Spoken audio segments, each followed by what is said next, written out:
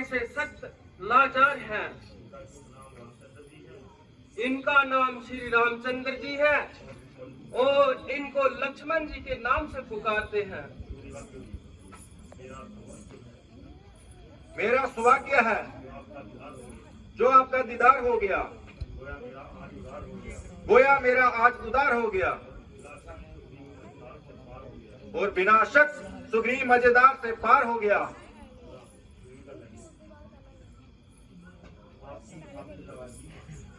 आपकी मुसाफिर नवाजी, मेरा सिर आप पे निसार हो गया। मुझे अपनी राम कहानी तो सुनाइए और वजह उदासी भी बताइए। मेरी सौतेली माता ने पिता से 2 बच्चे लिए थे। मेरे लिए 14 वर्ष का वनवास और 22 बरस के लिए राज तिलक। मैंने खुद ही उनका हुक्म मंजूर किया और भाई लक्ष्मण और मेरी पत्नी सीता भी साथ मिल आए थे। 13 साल इसी तरह वनों में घूमते फिरते निकल गए। एक रोज दुष्ट रावण हमें धोखा दे गया तथा मेरी और लक्ष्मण की गैर मौजूदगी में सीता को हर ले गया। हाँ, अभी चंद रोज हुए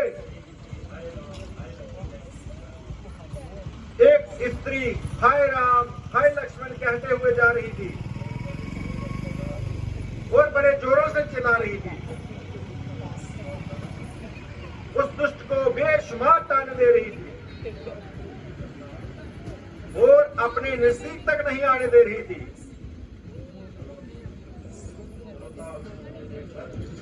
अलबत्ता उन्होंने मुझे देखकर कुछ जेवर मेरी तरफ फेंके थे।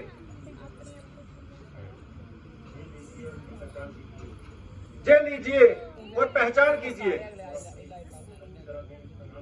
और अपनी अच्छी तरह से इत्मीनान कीजिए।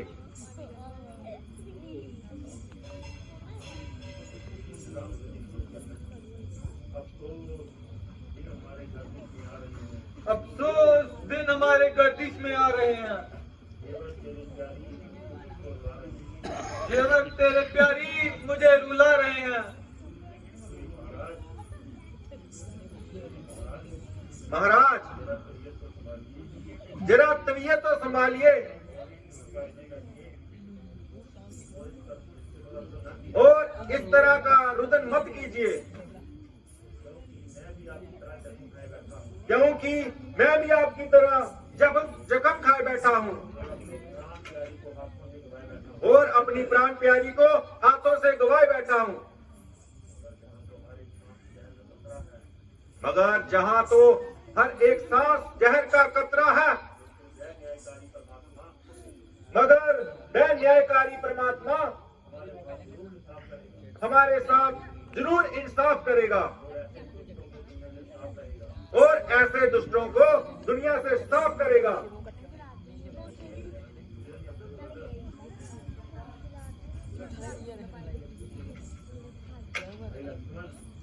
भाई लक्ष्मण,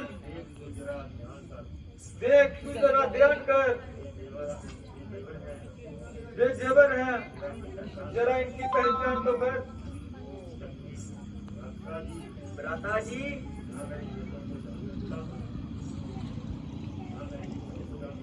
ना मैं इन जेवरों को जान सकता हूँ, ना ही पहचान सकता हूँ। हाँ, अगर कोई उनके पाँव का जेवर होता तो मुझे दिखाइए। उनकी मुझे अच्छी तरह से पहचान है।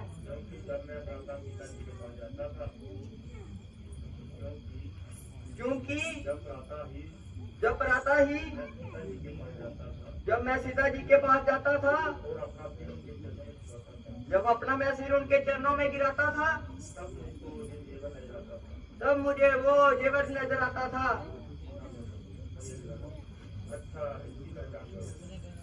अच्छा, तो फिर इसकी पहचान करो।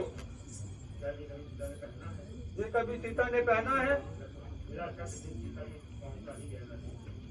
मेरा शक ये लगता है सीता जी के पांव पे ही गहना है।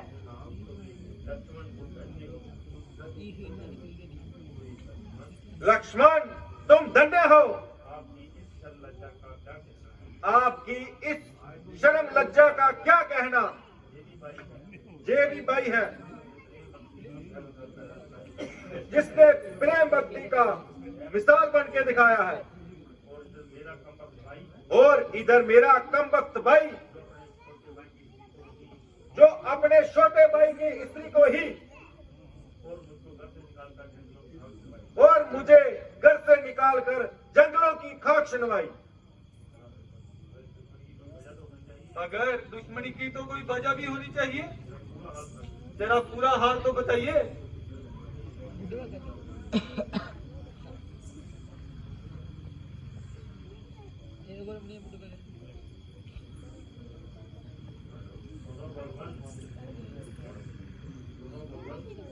सुनो भगवान, दुंदुभी नाम का एक दैत्य हुआ था। हमने उसे हरा दिया था, लेकिन वो भागकर एक गुफा में छुप गया। मेरा भाई बाली उसके पीछे भागता भागता गुफा में चला गया। 6 महीने बीत गए, ना बाली बाहर आया ना वो राक्षस। 6 महीने बाद वहां से खून की धारा बहने लगी, और मैंने सोचा शायद उस राक्षस ने मेरे भाई को मार दिया है। फिर मैंने एक बहुत बड़ी शिला उस गुफा के मुंह पर रखकर चला आया। थोड़े दिनों के बाद बाली वापस किष्किंधा नगरी में आए, और मुझे बेवफा जानकर घर से निकाल दिया, और मेरा सारा राजपाट छीन लिया, और मेरी स्त्री उमा को भी मुझसे छीन लिया। तब से मैं मारा मारा इन जंगलों में फिर रहा हूँ। ये भाई है जो जालिम कसाई, बेशक को ऐसा काम करते लज्जा नहीं है।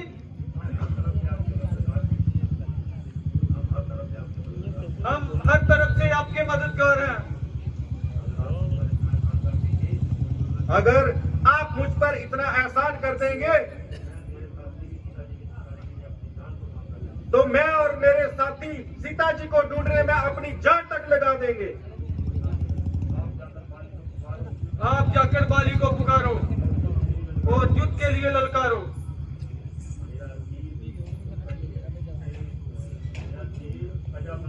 मेरा तीर कजा बनकर उसकी छाती में मौत का पैगाम लाएगा।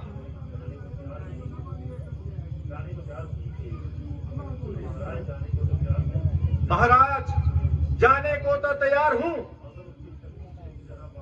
मगर उसकी शक्ति से अच्छी तरह वाकिफ हूं।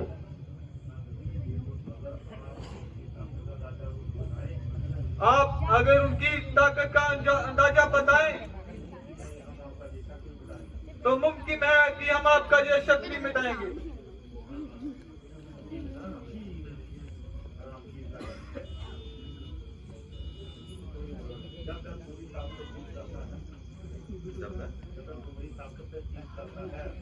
जब वह पूरी ताकत से तीर चलाता है,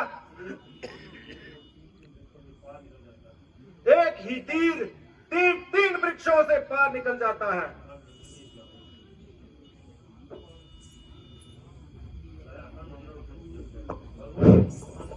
भगवान, कमाल कर दिया, एक ही तीर 7 वृक्षों से निकाल दिया।